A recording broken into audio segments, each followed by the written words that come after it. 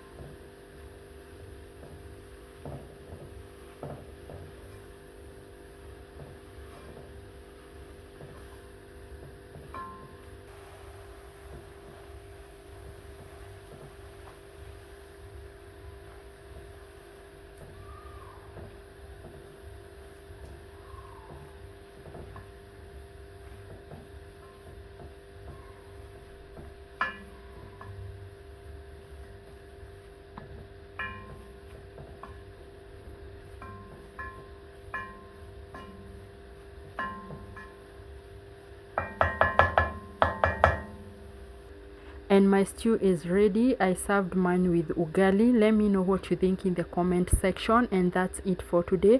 Thank you so much for supporting me. I love you, and we see you in the next one. Bye.